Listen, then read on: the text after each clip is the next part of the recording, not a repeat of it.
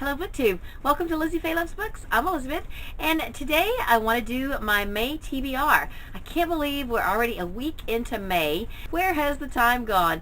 I actually did a TBR video probably 2 weeks ago, and when I went to start editing it, it was just awful, and I deleted it, and then I got caught up in doing the Dewey's Readathon, and I had my April wrap-up to do and all of that, so I'm finally here to tell you about what I'm reading in May. Now, I have mentioned in a couple of other previous videos that I'm doing Middle Grade May Reads Readathon, which is hosted by Akoss, and I will link her Goodreads group down below. Be sure to join in if you're interested in reading some middle grade books with us, and it's going to be a lot of fun. So then the other challenge is one that I just put upon myself to do, and last year I called it a book a day in the month of May, and then I realized that somebody on Twitter had already started a hashtag that was just simply book a day in May, which is great.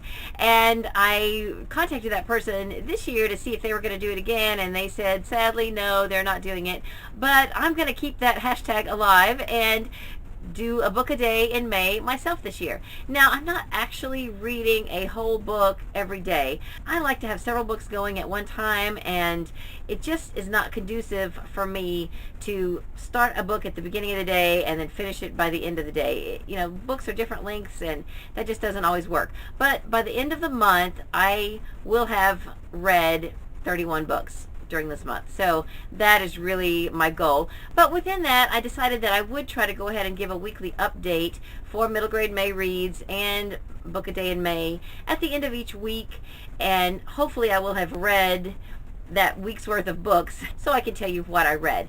Now, today is May 6th, so I have finished a total of 5 books, and I started another short one for today, but I also have 2 other bigger books that are ongoing, and so at some point in the month I will finish those as well, so it'll all even out.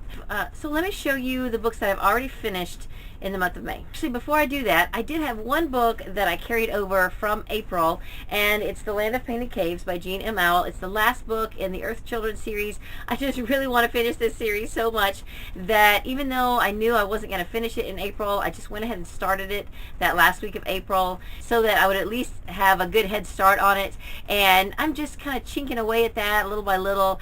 I'm probably averaging about 2 chapters a day in that book on audio, and so at some point in the month I will have that done and can check that series off my list. And since I listened to a good bit of that on May 1st, as well as finishing up Eldest, I picked a really short book that I did read on May 1st, and it's The Blue Hill Meadows by Cynthia Rylett.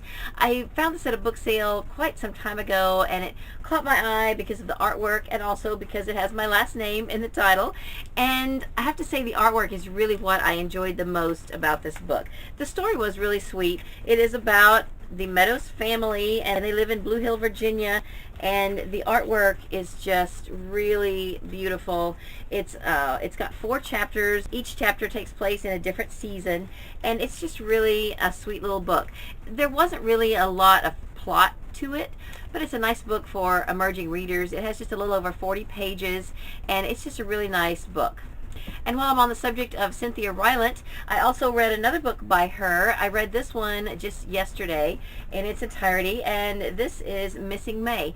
I read this initially several years ago because it's a Newbery winner. I listened to it on audio, and so I thought I would just go ahead and reread this because I didn't remember a lot about it. So this time I read it in print, and I enjoyed it. It is a very sweet, compelling book about people dealing with the loss of a loved one. And I have to say, though, that for personal reasons, I had some mixed feelings about it because the views of maybe the author and the views of the characters about the afterlife and heaven and what happens when someone dies, that kind of thing, I don't have the same views about that as the characters in the book. But I just tried to read it for what it is, and the emotions are very beautiful. It is a really sweet book, and for that reason alone, it's definitely worth picking up. But the characters in the book just have a different belief system than me. It is interesting to read books from different perspectives where the characters do have different belief systems from me, because I probably led a pretty sheltered life growing up, and It's and it is very enlightening to read and learn about how other people believe. It was a very sweet book and a very quick read, so I was able to read it all in one day. And I'm excited that I have already finished 2 of the Sunshine State Young Reader Award finalists for 2017-2018. That list was just announced in April, and if you're not familiar with that, that's a program we have here in Florida. It's hosted by the Florida Association for Media and Education, and they pick a list of books for each age group of students that is basically recommended reading, and the students are encouraged to read those books, and then towards the end of the year they vote to see which is going to be the Florida Young Reader Award winner. And so for this coming year, I first read How to Almost Ruin Your Summer by Terrence Souters. And I think that I remember reading that Terrence Souters is a Florida author. So congratulations to her for making this list. Now, to be a Florida Young Reader Award finalist, you don't have to be from Florida. These are just middle grade books that come from across the country. I think they have to be from the United States, and they need to be fairly recent, and they're usually quite a wide variety of genres. So this was a contemporary book about a girl's experience at summer camp, and I would really sum this book up as everything that could go wrong does go wrong for this girl. And even though it's really frustrating, she learns how to deal with adversity. So it is a really fun book. It is a very entertaining read, and I enjoyed it a lot. Then I just finished this book this morning. This is The Nest by Kenneth Opel. Not to be confused with the adult book by the same name that is by a female author. I've been seeing that book all over BookTube. This is not the same book. This one refers to a wasp nest. This is creepy and strange. It's about a young boy whose baby brother has just been born, and he's got a congenital heart defect, and they're not sure if he's going to make it. And it's just creepy. So I don't want to say any more from there because I'll just spoil it. But if you like creepy, strange, weird books, then this is a really fast read. It has some illustrations, and it's also very tiny, and it's large font, so I read this in just a few hours. My daughter Katie could probably read this in an hour or 2. And then another book I finished is 11 Birthdays by Wendy Mass. This was a lot of fun. It's a contemporary book, but it's magical. So it's full of magical realism. It's the first book in the Willow Falls series, which I believe are also, the series has a subtitle of Wish novels. And this one is about a boy and a girl who were born in the same hospital on the same day, just like a few minutes apart or a few hours apart, and their whole life they've been best friends, and they have had their birthdays together. Something happened on their 10th birthday, and they have not been speaking for a whole year. So now on their 11th birthday, they're having separate parties. It follows Amanda's perspective, and she wakes up the day after her 11th birthday, and it's still her 11th birthday. So it's a Groundhog Day sort of a feel, and it's just really a lot of fun. There's some life lessons that they learn in these do-overs, and I definitely would recommend it. I thought it was a great book. My daughter Katie has read this one. She read it back when she was 11, and she said she really enjoyed it. And so then when I was telling her that I was reading it, she had no memory of it at all. I'm like, no, seriously, you really did read this, and you told me it was good. So anyway, I would definitely recommend it if you enjoy middle grade books, and it is a pretty quick read. Also, the audio is available on Hoopla, which is a free service that might be available from your local library. So when I finished listening to 11 Birthdays, I immediately started Finally, and it's also by Wendy Mass. It's the second book in the Willow Falls series, and I was a little disappointed after I got started in it that it's not about the same kids. I really wanted to see what was happening next with the kids. Now, I have gone through and read some of the descriptions of the novels further down in the series, and I believe that the 2 kids, Amanda and Leo, from the first book do come back into some of the future novels. But this book so far is about a different girl. And of course, you can imagine now in this book, it's her 12th birthday. Where the continuity comes in for the series is that it takes place in the same town of Willow Falls. And there is also one character that was in the first book that is now in this book. And so I'm assuming that that character is going to be woven throughout all of the books. But I won't tell you about that character because that might kind of spoil things for the first book. So this one I definitely will finish. It's a little bit longer to read. This month I'm trying to read just shorter books, and this one is about 300 pages. So I'm just going to be listening to it a little along on audio. I've been spending more of my audiobook time with this book, but sometimes, I just need a break from that, and I will listen to this. Now, that's what I've been reading this week. Now, just to give you a little life update, I had originally planned to do a Friday Reads video. Now, today it's about midday on Saturday. I probably won't get this uploaded until later Saturday night, maybe even Sunday, I don't know. But the reason I didn't get a Friday Reads video done first was because I wanted to keep reading. I wanted to be able to say I had finished at least 5 books within, the 5 days, and I wanted to be a little more caught up. But here's how my day went on Friday. I woke up early and I finished this book. I had already spent 2 days on this one, and I had to get this one done by Friday. Then I cooked breakfast, got myself ready, went online and picked up a sub job for an elementary school for later in the day, took Emily to school, and then I raced off to my new part-time job. Yes, I have a third part-time job now, as if I needed one, but it's for a good cause. I met an older lady who had a stroke a few years ago and is not able to drive anymore, and the person who's been driving for her is not always able to do it. So she has hired me to take her where she needs to go once or twice a week for just, an hour or two at a time. So it's not a big time-consuming thing, but I had to hurry and get her picked up and get her to her hair appointment. So while she was getting her hair done, I had at least about a half an hour to read a pretty good portion of this book. So I started this one, and then I took her back home, went and did a little bit of grocery shopping, took those groceries home, and then went to my sub job, which was 11:30 to 3, where I had a portion of a class, and then I had lunch and planning before my last 2 classes. So again, I had some more time to read a good chunk of this before my other 2 classes came in. And then I raced off from there to pick up Emily from school, raced back home where Katie was waiting with one of the cats that we had to take to the vet, where I had a little bit of time while we're waiting on the vet to read just a few more pages, and then got home from the vet and I sat down determined to finish this book before I cooked dinner.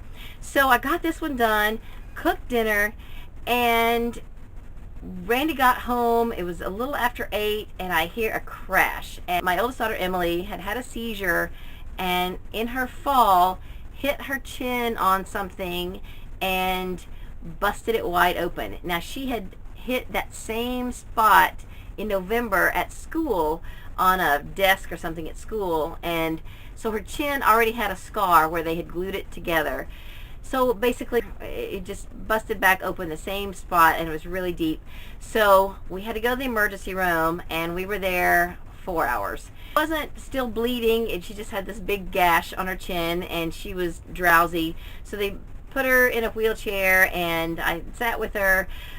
Katie and Randy were there initially. Then Randy took Katie back home because she was getting really sleepy and needed to get some sleep. Then Randy came back to pick us up about the time we were done. So I had finished this. I got over half of this book read while we were in the emergency room. And then this morning I woke up and finished it up. So Emily's fine. She's all glued up again and feeling fine.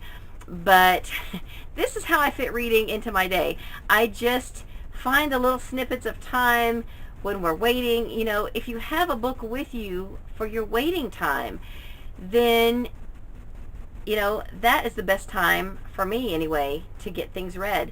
That's just a little glimpse into a day in the life of me. Now it's midday Saturday. I need to get some housework done, but I wanted to at least get this video done because I have not really done a video dedicated to Middle Grade May Reads, and I really want to help advertise it. I want you guys, if you're interested in reading middle grade books, to please grab a couple of books, get on the Goodreads group and type in what you're going to read. Then she's got another thread for quotes if you come across some fun quotes or interesting quotes that you want to share.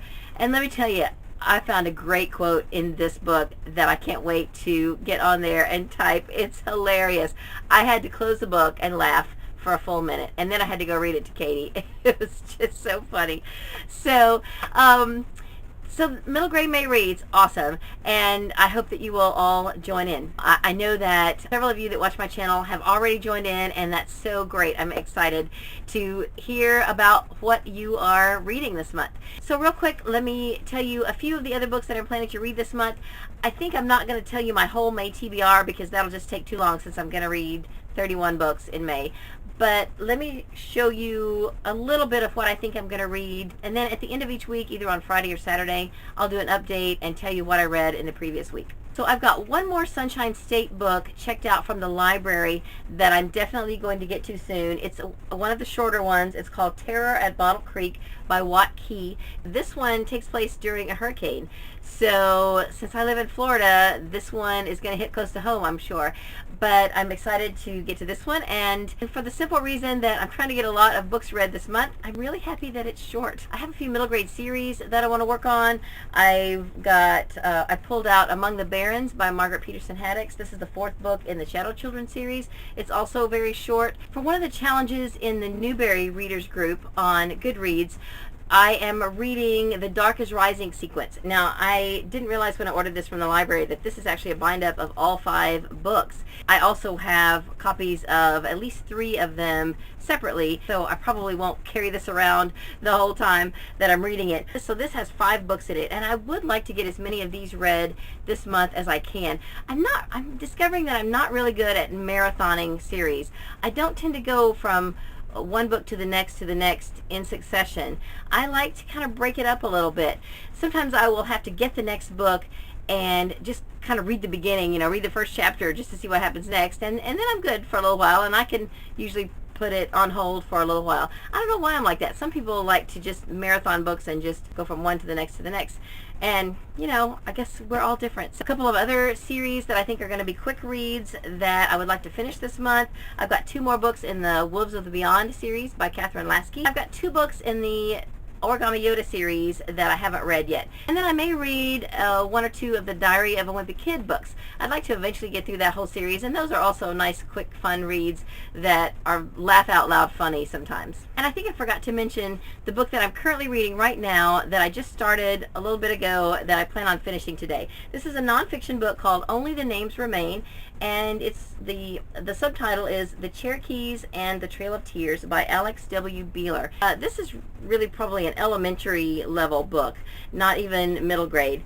But I found it on my shelf when I was cataloging my middle grade books, and I went ahead and pulled it out to read, A, because it's short, and B, because right now my daughter Katie is working on a project about the Trail of Tears for her history class. And I pulled this out as well as another book I have about the Trail of Tears that I thought she might be interested in reading for a resource, but of course she already had everything she needed and didn't need anything that I could offer, so that's okay. She did her research online, as most modern kids do. Who needs to read a book when you can go online, right? Anyway, I decided I would go ahead and read it though, because I have family history involving the Trail of Tears. Most of my Indian heritage is Choctaw, but my great-great-grandfather was a 6-year-old on the Trail of Tears who traveled from Mississippi to Oklahoma in the 1800s.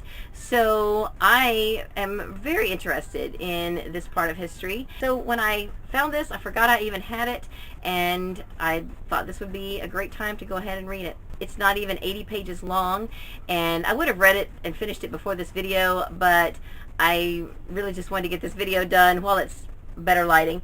And the natural light is just so much better. I do have some videos that are already edited and ready to upload that are going to be loaded after this, in the next few days, that I did film later in the evening, and they're just not as good. I don't like the lighting quality, but after this I am really going to make a better effort to get my videos filmed in the early part of the day, because the lighting is just so much better. In fact, when I was doing my vlogs for the Dewey's Readathon, the ones in the car, I really liked. I've never vlogged in the car. I might just start doing some videos in the car because the natural lighting is just so much better. I don't know. It seems kind of silly to do that, but I don't know. We'll try it.